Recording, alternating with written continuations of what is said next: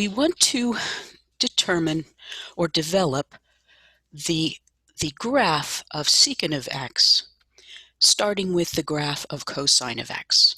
And we use the values that we see in cosine of x in order to plug into the fraction to find their reciprocals and develop the graph of secant. So the first thing we notice is that cosine is 0 at pi over 2 and 3 pi over 2. So that means that secant is going to be undefined there. So here are our vertical asymptotes.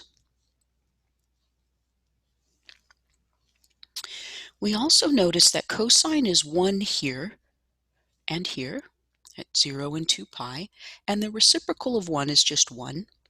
So secant is going to be equal to 1 at 0 and at 2 pi. And the same sort of reasoning, cosine is negative 1 at pi, the reciprocal is still negative 1. So we have secant being equal to negative 1 at pi. In the first quadrant, from 0 to pi over 2, cosine is positive.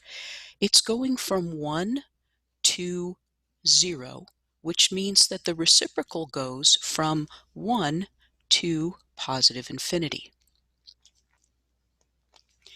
When we move through quadrant 2, cosine goes from 0 to negative 1, and cosine is negative the whole time.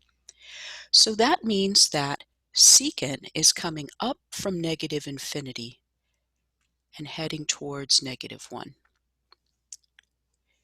As we move through quadrant 3, cosine is going from negative 1 to 0, and it's staying negative the whole time, which means that secant is going from negative 1 to negative infinity.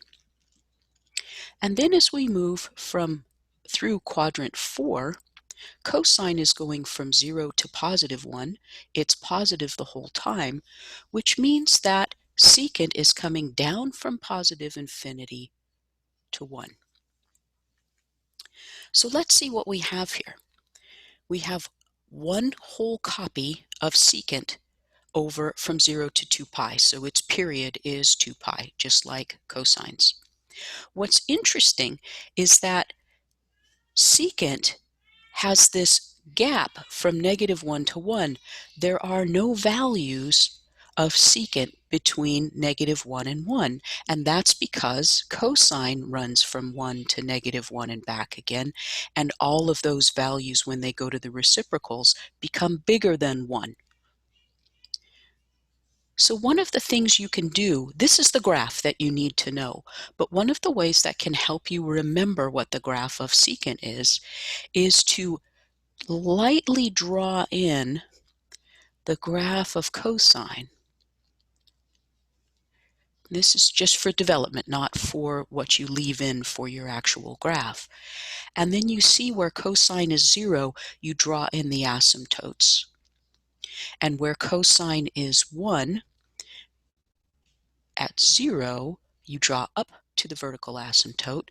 Where cosine is negative 1, you draw this upside down shape, upside down bowl shape from negative infinity to negative infinity.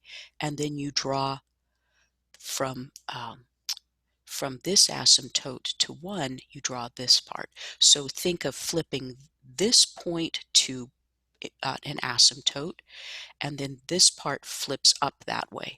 This part flips down that way, and this part flips up that way.